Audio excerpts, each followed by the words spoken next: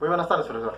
El día de hoy, yo y mis compañeros venimos a exponer el tema de discos paralelos tanto al eje X como al eje Y para el tema de sólidos de revolución. En un principio, entendamos qué es un sólido de revolución. ¿Qué es un sólido de revolución?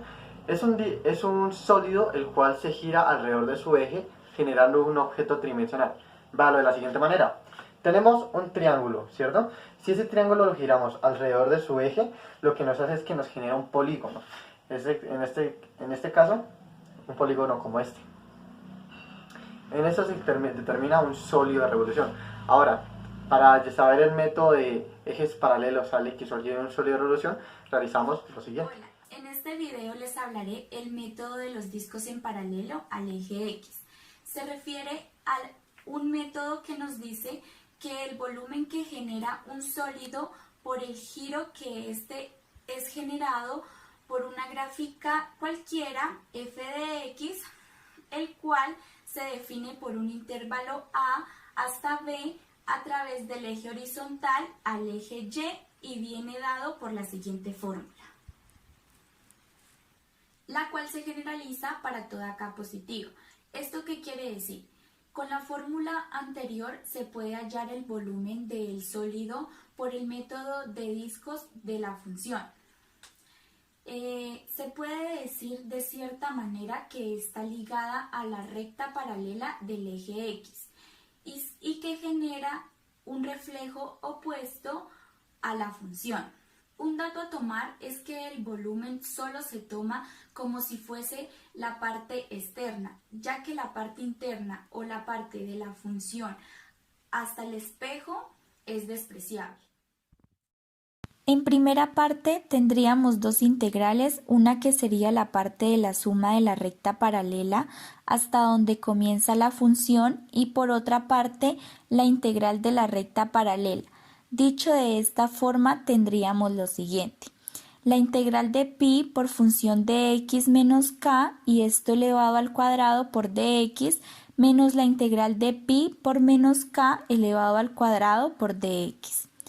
En este caso se toma que la constante de la recta k menor que 0, resolviendo y uniendo las integrales tendríamos lo siguiente.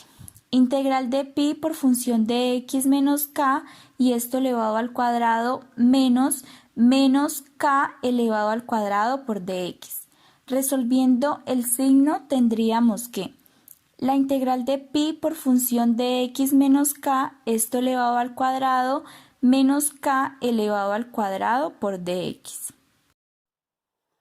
Al método de discos paralelos al eje Y se refiere a un método en el cual nos dice que el volumen en el cual tomará los valores de Y lo cual estará definida de un intervalo A hasta un intervalo B a través de un eje vertical X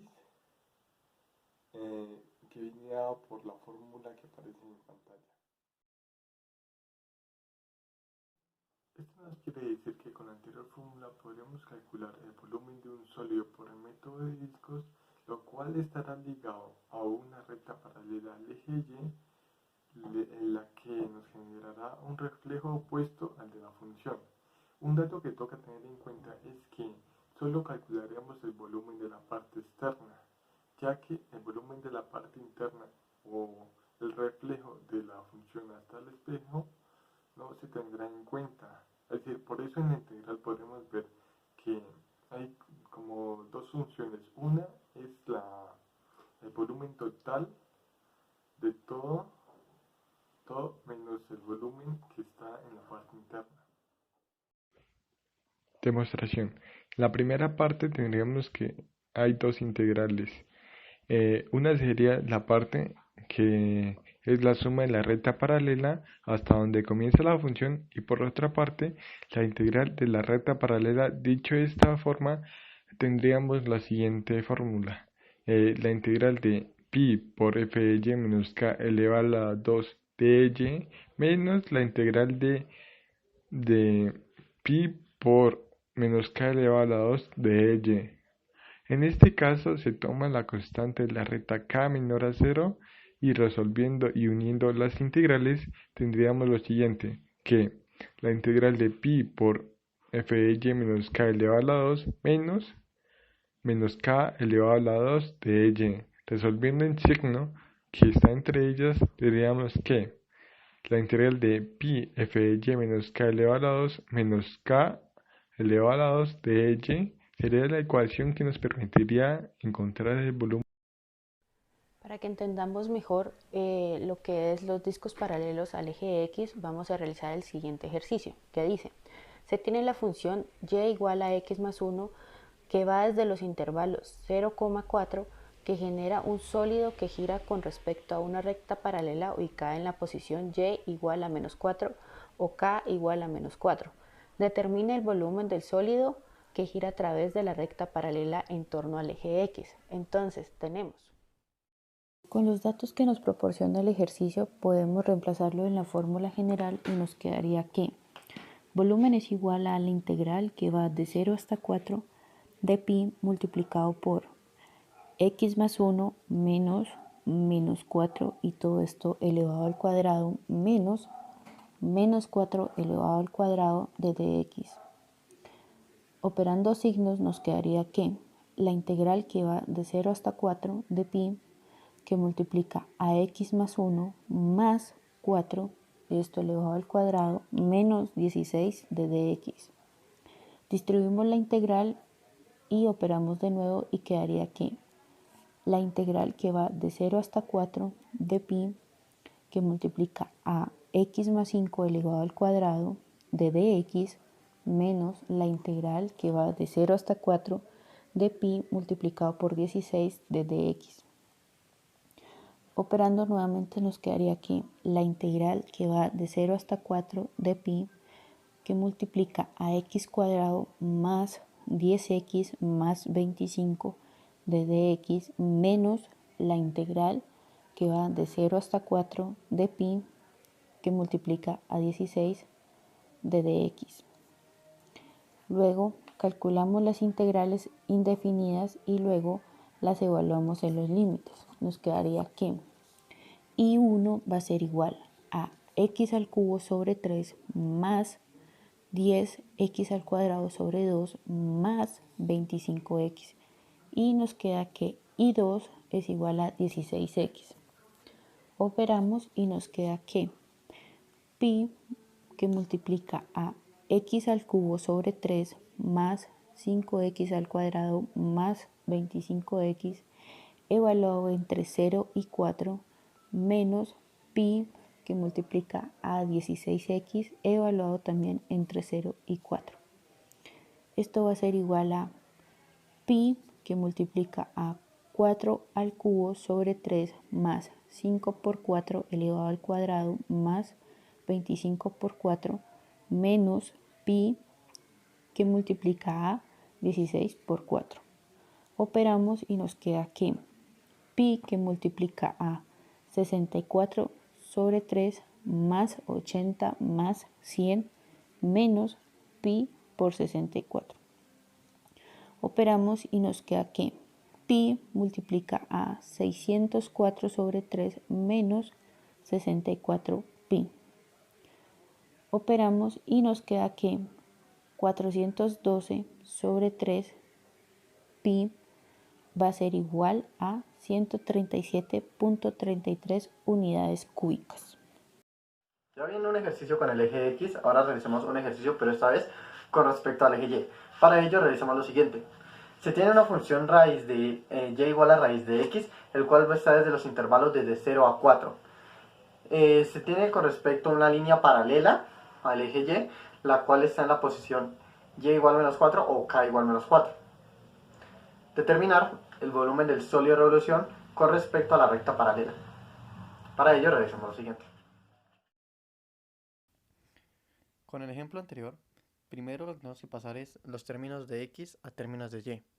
Por ende, tendríamos que x va a ser igual a y al cuadrado. Ahora procedemos a hacer las integrales correspondientes, ya que tenemos la función y la recta, y esto nos quedaría de la siguiente manera.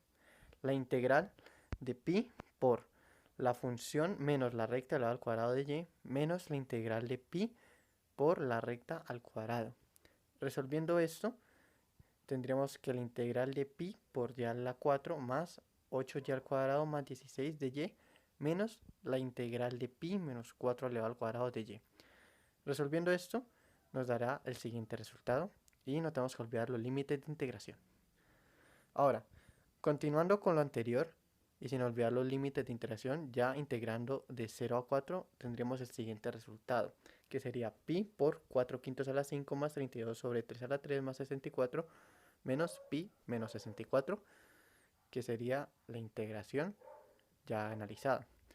Resolviendo todo esto tendríamos que pi va a ser igual a 204.8 más 170.66 más 64 menos pi 64.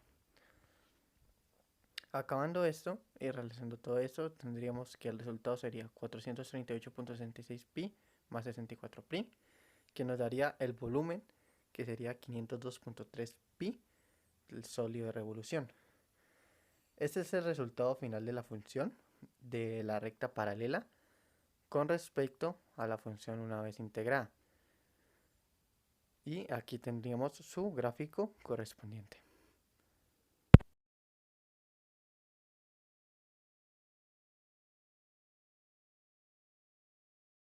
Aplicaciones. Los sólidos y las superficies de revolución los podemos encontrar cotidianamente en la vida, como por ejemplo en macetas, en lámparas, en fuentes o en cosas más complejas, como por ejemplo calcular el tamaño de un planeta. El uso de estos métodos nos permite obtener una cierta precisión que con otro tipo de métodos no se obtendría. Aquí es donde viene la importancia del cálculo integral. Si este no existiera, muchos de los objetos que hoy conocemos no serían tan eficientes o tal vez no existirían. Por ejemplo, tomemos una jeringa. Las jeringas deben ser exactas al momento de tener medidas y suministrar un medicamento. Si estas no tuvieran un volumen exacto, la medida del medicamento que se le va a aplicar a algún paciente sería incorrecta, lo cual podría llevar a que empeorara dicho paciente. Si no existieran estos métodos de cálculo integral, deberíamos calcular el área, el volumen, la capacidad de objetos mediante métodos antiguos, como por ejemplo el cálculo de figuras planas o figuras 3D, como lo es un cubo, un cono, que para ellos ya están establecidas fórmulas. De esta forma nos sería más tedioso calcular el área si una figura no tuviera una similitud con un tipo de estas figuras. Lo que tocaría hacer es partir dicha figura en trozos para hallar su área. Por ejemplo, podemos partir una naranja en cuadros, calcular el área de cada cuadro, pero aún así nos sobrarían pedazos. O sea, no sería exacto, además de que sería muy tedioso realizar este tipo de cálculos. Debido a estas razones, el cálculo integral y los métodos de sólidos de revolución es muy utilizado en la industria de la ingeniería. Por ejemplo, si hay una máquina que utiliza un software para fabricar macetas, mediante estos métodos podría calcular que una maceta que fabrique, su capacidad sea para 1 kilo o 1 litro de sustrato del que se vaya a tomar. Puede ser tierra o puede ser otro tipo de sustrato. Otro ejemplo es el uso de tornos. El torno se basa en hacer girar un material. La máquina va desgastando su superficie y le va dando una forma y un acabado. Si estos métodos no le dieran a la máquina las instrucciones correctas de dónde debe presionar el material, no se le daría el acabado que se necesita o se tardaría más tiempo y más mano de obra en realizarlo.